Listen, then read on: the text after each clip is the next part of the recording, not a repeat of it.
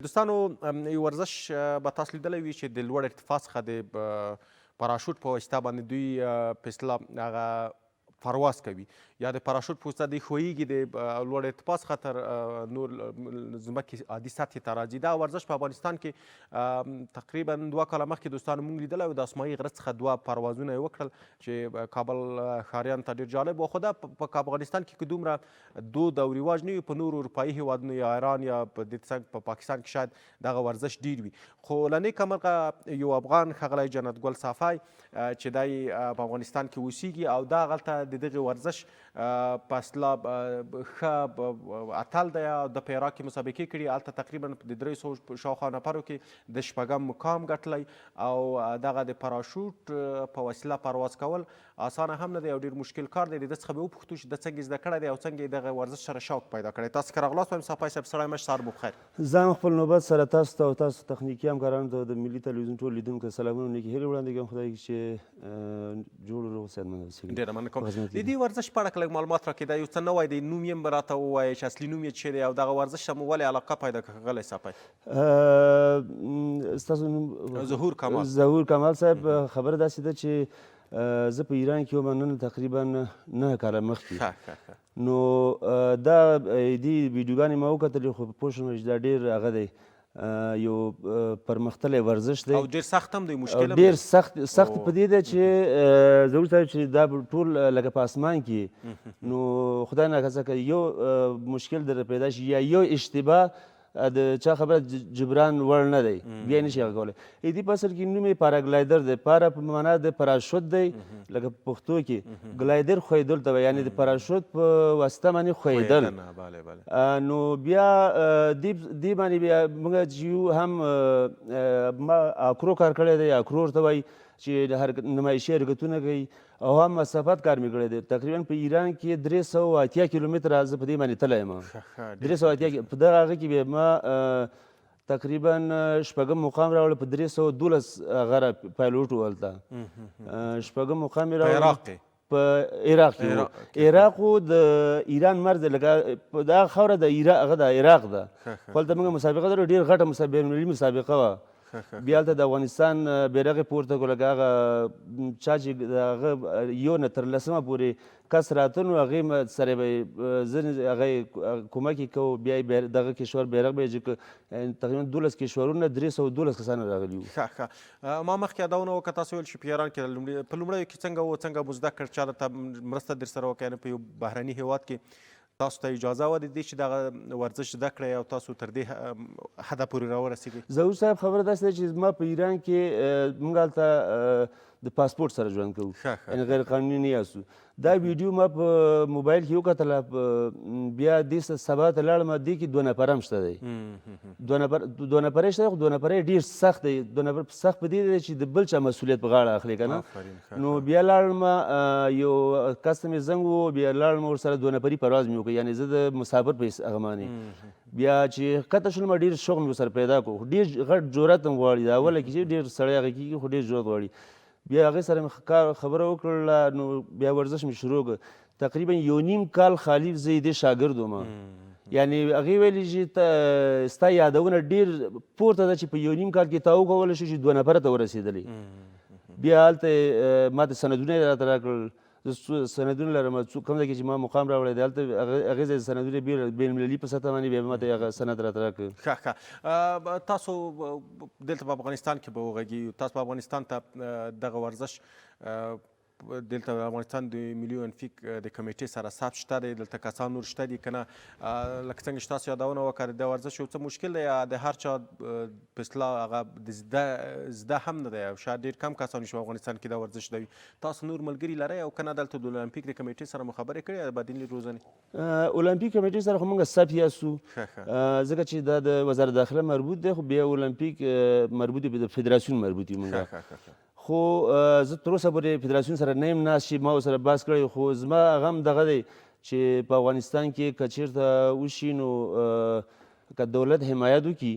نو غواړم چې دا ورزش په افغانستان کې شروع کړم. او علاقمنده پرون بله ورځ ما په پغمان کې یو هغه وکړه، د پرواز مې وکړه. هلته ډېر طالبان هلته وو، ډېر د طالبانو لړپړي کسان هلته وو. نو هغې ویلې چې هر رنګه کېږي موږ چې هر څومره مصرف یې کېږي موږ یې په غاړه اخلو مقصد ته دا ورزش دلته شروع کړه. تاسو د مطمئن صاحب سره د بدني روزنې مشر هو مطمئن صاحب زه چې د ایران نه راتلم نو مطمئن صاحب په جریان کې و چې زه را روان یم هغې خوا نه.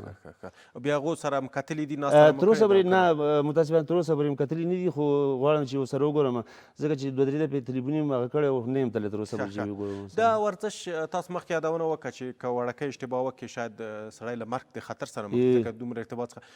خبره دا ده چې اړتیا څه ده چې څوک داسې ورزش وکړي چې بیا د مرګ د خطر سره مخ نه خو خبره داسې ده چې ګوره چې په ته ډریوري هم کوې که نه که ځینې ترافیکي قانون مراد نه کړي نو حتما یو ځای کې ټکر کوي او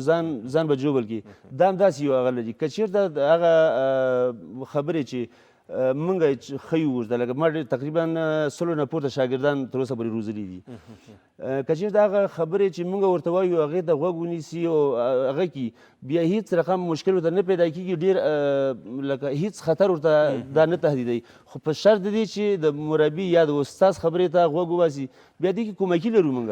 که چېرته دې بال د کوم پراشوټ چې زموږ په سر دی دې ته هر مشکل پیدا شي بیا بله کومکي لرو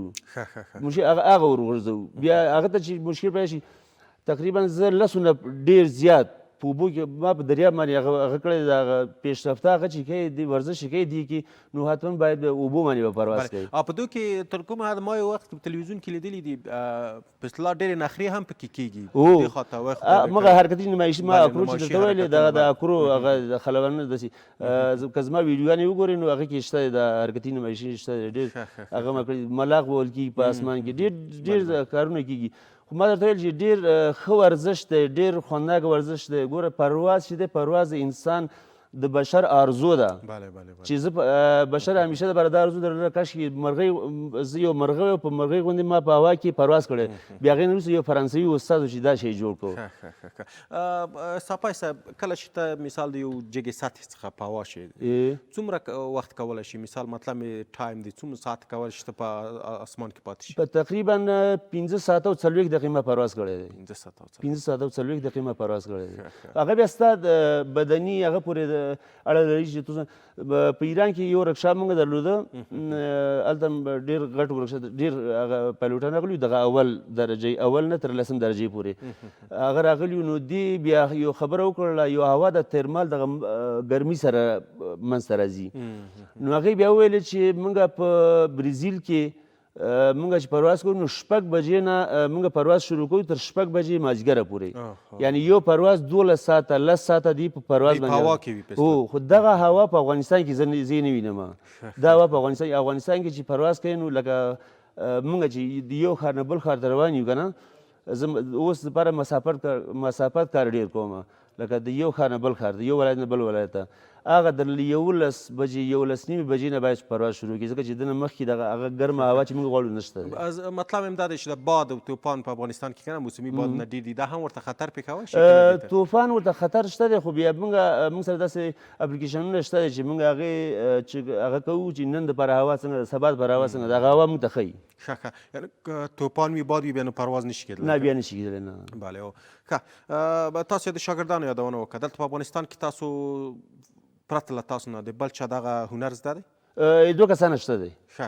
دغې سره تاسو همغږي د هغو سره تاسو هو تقریبا زموږ شاګردان دي ښه د تاسو سره پوښتنې ښه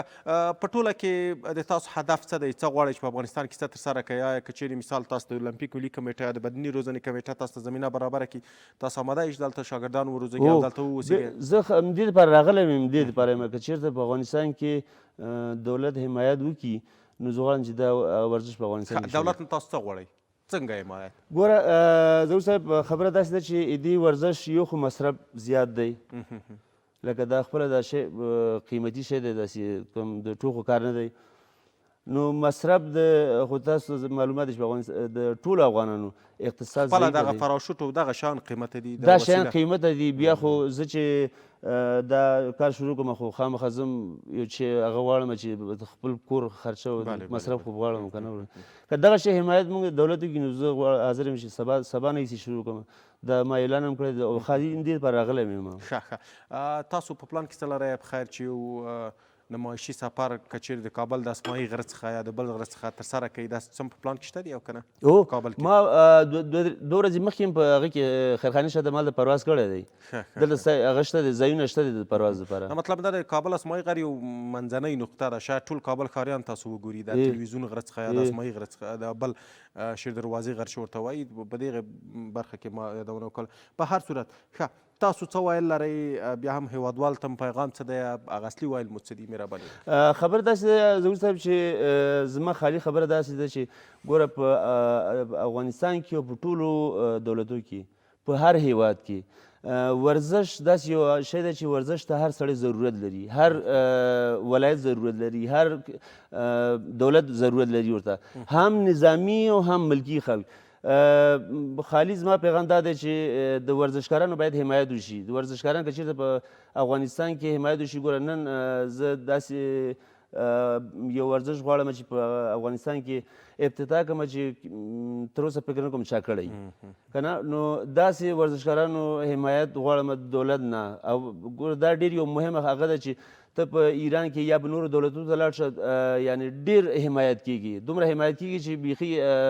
بیا افغانستان ته هغه کوي څو ورځې مخکې ما په افغانستان کې په لغمان کې یو پرواز وکړ بیا راغلم د کوم ځای کې چې طالبانو کنډه هلته کېناستېدلم بیا طالبان هغه ځای طالبان داسې برخورد یې هغه نه و خو بیا هم لکه هغه ورځ ټوله ورځ یې موږ باندې تېره کړله چې پوښتنې وي تاسو د کوم ځای راغلي یاستئ کوم ځای نه یې راغلي که نه دغه شیانو تاسو د تلویزیون د لارې نه زه ټولو څخه هیله کوم چې دغه شیان لږ ذره ګوره دا داسې یو کار دی چې کیدای شي زړه د سړي تور شي د بیخي د هغه ورزش نه که نه نو دا داسې یو ورزش دی چې د نورو خلکو سپورت یا حمایت کول ډېر مهمه دي دې ورزش کې ډېره مننه کوم ښاغلی جنات ګل صاحب چې زموږ سره په خپرونه کې ګډون وکړ تاسو ته په چارو کې بریا وغواړم سلامت